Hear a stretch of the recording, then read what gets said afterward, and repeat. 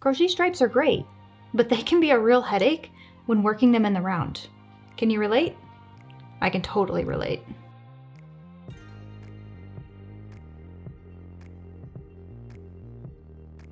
Well, hello there, and welcome to episode 9 of B.Hooked TV. Thank you so much for joining me today, and as you guessed, we're going to talk all things crochet stripes in the round specifically. Now, stripes are a really great way to spice up your project when you're looking to sort of kick it up a notch, but not get too involved with it. It's certainly a great go-to of mine when I want to just add a little something else, but not overly complicate it. But crocheting stripes in the round, to be honest, can be a pain if it's not something that you're familiar with doing or used to doing. And I know that was something I certainly struggled with early on in the game. So today I want to share with you how you can easily add stripes to your projects that are crocheted in the round. And by the way, this works for flat circles, say if you're working on the top of a hat, or it works for tubular projects as well. So leg warmers, wrist warmers, anything sort of like that. To help me with my demonstration today, I'll be using one of Lion Brand's newer yarns to the lineup, and that is their Basic Stitch. Now this yarn is available in 2 different varieties, Basic Stitch Premium, and you have Basic Stitch Anti-Pilling. You know that really annoying thing that happens when you've crocheted your project, you've worn it, you've given it lots of love, and it just starts to fall apart or get those little fuzzies on it? That's pilling. That is certainly something you don't want in your projects that you spend lots of time and effort and energy on, and that's why I'm really excited about this one. So this particular variety is the premium version, and it's a great go-to worsted weight acrylic yarn. So it is 100% acrylic, and it's incredibly soft, and it's perfect for lots of different types of projects. Of course, I am really big into crocheting hats and scarves and accessories this time of year in the fall and the winter, but I can see this being perfect for garments because it's washable and dryable. You could do baby blankets, you could do afghans. It's a very affordable yarn. So if you're working on a bigger project, you don't have to worry about investing tons and tons of money into a great yarn. Now, Basic Stitch Premium at this time is available in solid colors, and there's a great variety to choose from. There is also some different varieties with the anti-pilling version. This is one of the stripes, and these color transitions are a few inches long. So you're gonna get something a little more on the mosaic spectrum, depending on the size, the width of the project that you're crocheting with this yarn. It's gonna be a little bit more mosaic, a little less stripy, but I think it'll be really interesting for lots of different projects. And there is also like a print version, and this one is sort of like, it has 2 different colors that are applied together to create just a really interesting look. So what I will do is have a link in the video description below. Just check that out if you're looking for a great go-to worsted weight yarn for a project that you have coming up. Like I said, it's really affordable and there's lots of colors to choose from. It's really soft and it's washable and dryable. So if you find that it's right for your next project, just go through that link in the video description. And of course, that's a big help to the show because Lion Brand is sponsoring the entire season of B.Hooked TV. All right, so let's talk about crocheting stripes in the round. First, let's talk about the 2 different ways that you can crochet in the round. The first way that you can do it is in a spiral fashion, and that's where you don't join at the end of every single round. And then there's a joining method where you work your entire round, you join with a slip stitch to either your chain or your first stitch, whatever your pattern tells you to do, and that's a different method right there. So let's talk about spirals first, because this is really where the headache comes in with crocheting stripes in the round. When you start the round, you're at one level. And as you work yourself around, it's sort of like a spring, like a spiral. When you come back to that round, it's going to be one level higher. And that creates a jog. It's the same thing we saw with knitting stripes in the round, but it's a little more pronounced with crochet because the stitches are taller. Now for me personally, I like to work in a spiral when I'm using shorter stitches because I can sort of correct the color jog that happens when I'm ready to no longer have stripes in my project. For example, the single crochet and the half double crochet works as well. They're two shorter stitches. You can correct the jog and it is visible, but it's less visible than if you were to use a stitch like the double crochet or a treble crochet or anything taller than that. So here's the honest truth about crocheting stripes in the round, and that is there's really no perfect way to make those stripes completely level so you don't have that color jog. There are just some little tricks that you can do to minimize the look of it. So when I'm planning my projects that are worked in the spiral, in a round, and incorporate stripes or two different colors or more colors, I tend to make there be a clear front and back to that project. So I'm less likely to do this for a hat because, I mean, think about it. You can see, or someone can see, the entire circumference of that hat. But for things like amigurumi, it's a little less important if you have just a little color jog or sort of a correction of a color jog on an amigurumi project. So that's one thing to keep in mind. That's one way to minimize the sort of negative effect to crocheting stripes in the round with the spiral. That other tip, of course, is to use this method with shorter stitches so the correction is a little less obvious. So you're probably wondering at this point now, how do I do that? What is that correction? So what I like to do is work a slip stitch in the last stitch of the round before I'm ready to add in my first stripe. So you're probably using a stitch marker to help you keep track of your spiraled rounds, and you'll make your slip stitch in the stitch before your stitch marker. A couple things are happening here. We're gonna work in a slip stitch, which is gonna force that higher round, that higher section, to sort of slope down a little bit. And the second thing that's happening is we're gonna add in that second color in the middle of that stitch so that it's a clean transition from that stitch to the next one. So here's what I do.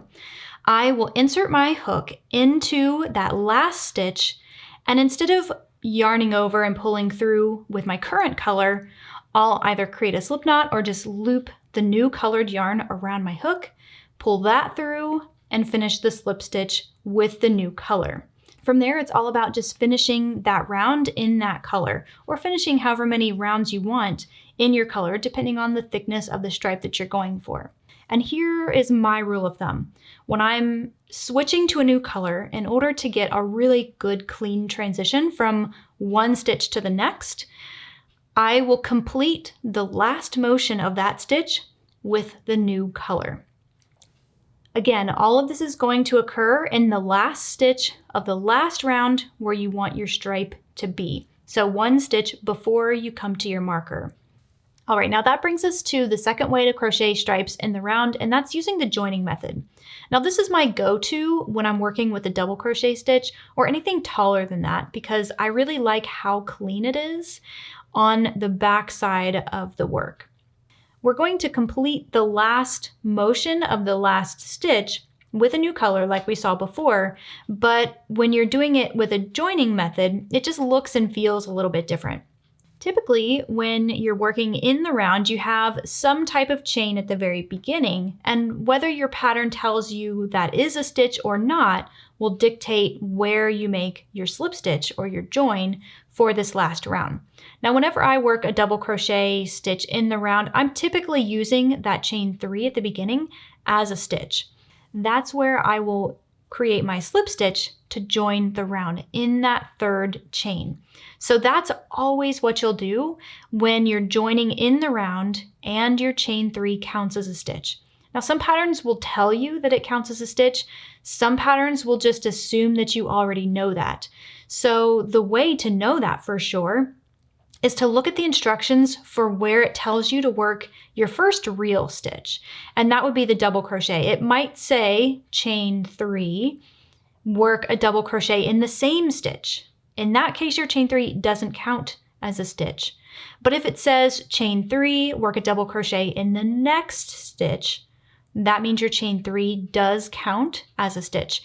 So here's what it looks like to add in a second color or to start your stripes when you're crocheting in the round with the joining method. You'll insert your hook into the space that's designated for you. That's either going to be your third chain or your first stitch, depending on what your pattern says. And you'll complete that stitch with the new color. And that way, when you start your next round, which will likely involve chaining 3 for a double crochet, you'll have your new color started and you'll have a perfectly clean stripe in the back of your work. Now, the one downside to this is that a lot of times you do have that chain seam in the back of your work, and sometimes you don't want to see that in your hat or in any other project. So this is the downfall to this particular method. However, I believe it will give you the cleanest stripe and the cleanest transition from one color to the next. So now the question is, what is the best way to crochet stripes in the round? And I let a few things guide that decision for me. The first of those is my stitch pattern. Am I using a short stitch like a single crochet or half double crochet? If so, the answer is usually the spiral because there's no clear seam on the back side of that work. If I'm working with a taller stitch, the answer is almost always the joining method. But I would love to know what your tips are for crocheting stripes in the round. Is there something different that you do that gives you a better look? Or is there something different that makes things a little bit easier for you? Let me know that in the comments section. I know I can learn a ton from you, and I know others in the community can learn from that as well. That's what we're all about here, just helping each other get better at our craft. And so thank you for that. I also want to say a quick thank you to Lion Brand for sponsoring this entire season of B.Hooked TV, and specifically this episode with Basic Stitch Premium and Basic Stitch Anti-Pilling. So don't forget that link in the video description below will direct you to Lion Brand's website where you can see all of the different colorways. You can just check it out and see if it's right for your next project. All right, that'll wrap up this week's episode of B.Hooked TV. Thank you so much for joining me today, and I look forward to serving you next week. I'll see you there.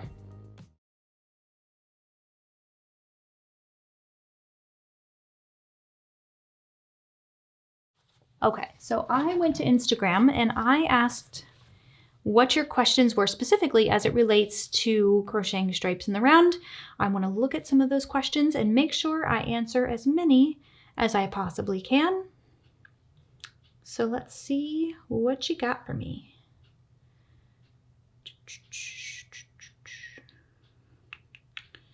Okie dokie.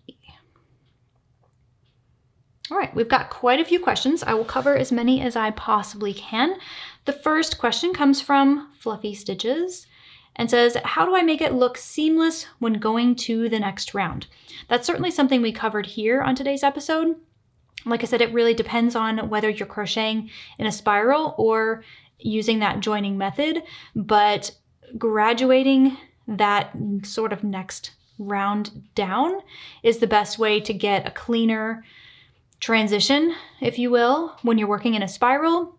And just using that method of adding in the new color, basically using the last motion of the last stitch with the new color, will give you a nice clean join. All right, moving on to our next question. Jog from happening. And the honest answer to that is you don't. You don't prevent it from happening because, like I said, just the nature of working in a spiral, think about a spring. That's like the best visual I can offer.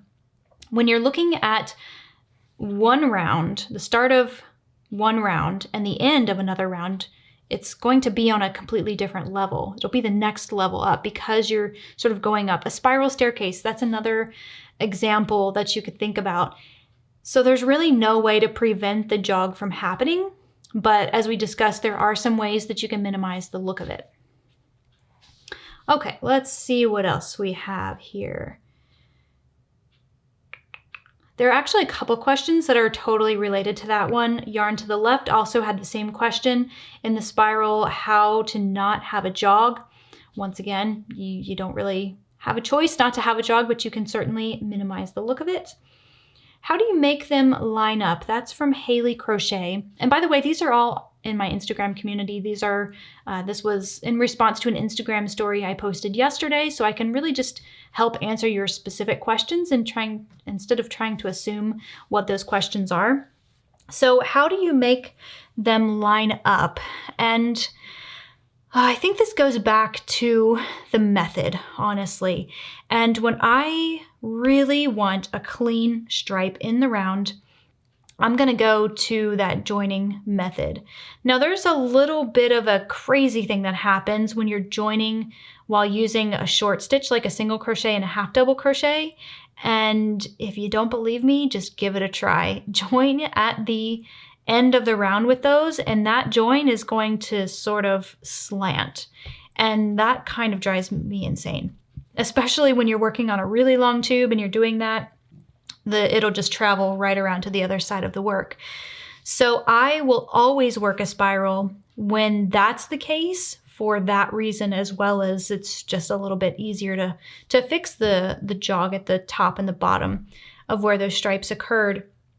But when you're working with a double crochet or anything higher, the best way to get a nice clean stripe, a true stripe, is to use that joining method. Alrighty, what else do we have?